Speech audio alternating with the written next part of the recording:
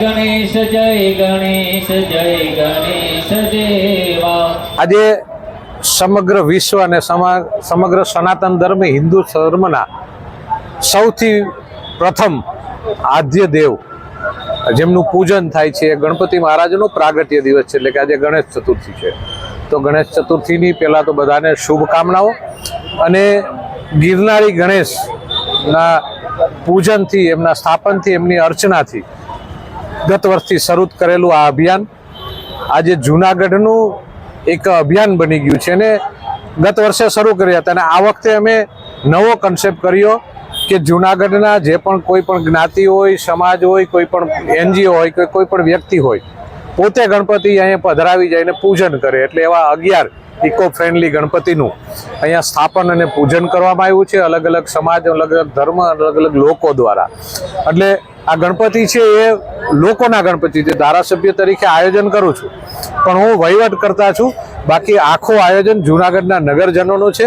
કારણ કે ધારાસભ્ય તરીકે હું આખા વિધાનસભા વિસ્તારનો પ્રતિનિધિ, હું જે કામ કરું એ આખા વિધાનસભાનું કામ કહેવાય, એટલે આ વિધાનસભાનું એક આયોજન છે। એટલે લોકો ઉત્સાહ સાથે જોડાયા છે, દરેક લોકો, એટલે એમની સાથે છે અને અલગ અલગ 5 અમે પંચો જેની સાથે જોડ્યા છે।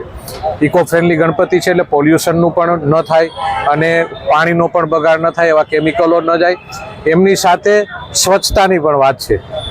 ગાંધીજીએ શરૂ કરેલી વાત હતી, પછી આદરણીય નરેન્દ્રભાઈ જ્યારથી વડાપ્રધાન બન્યા ત્યારથી એમને સ્વચ્છતા અભિયાન સૌથી પહેલું શરૂ કર્યું હતું, એટલે સ્વચ્છતાને પણ અમે જોડ્યું છે।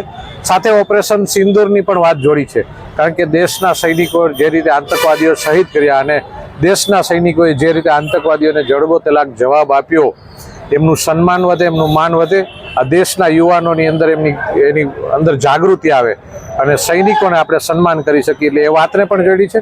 અને આદરણીય પ્રધાનમંત્રી નરેન્દ્રભાઈ મોદીનો જે સંકલ્પ છે વોકલ ફોર લોકલ, કે દેશની મેન્યુફેક્ચરિંગ, દેશની પ્રોડક્ટ દેશના લોકોએ જ વાપરવી જોઈએ, બહારથી ન લઈ આવી, અને દેશને મજબૂત કરવાનું કામ એ આપણો ઉદ્યોગ ચાલે, આપણા લોકોને રોજગારી મળે, આપણી મૂડી આપણી પાસે જ રહીએ અને આપણો દેશ મજબૂત બને, એમના માટેનું પણ અભિયાન છે।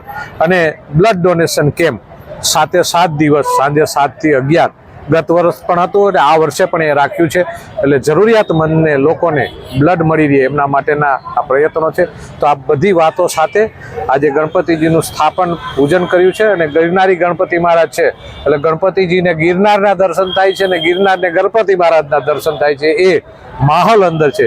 તો દરેક ધર્મપ્રેમી જનતાને વિનંતી છે કે આપ 7 દિવસ પરિવાર સાથે, બાળકો સાથે અહીંયા આવી ગણપતિ મહારાજની પૂજા અર્ચના કરીને એમના સૌ આશીર્વાદ આપણે સાથે મળી અને ગણપતિ મહારાજને પ્રાર્થના કરી કે આ વિશ્વની અંદર શાંતિ, સલામતી અને ભાઈચારો રહે, એવી ગજાનંદ ગણપતિ મહારાજને પ્રાર્થના, અને અમારા બધા ઉપર આપની કૃપા વરસે એવી પણ પ્રાર્થના।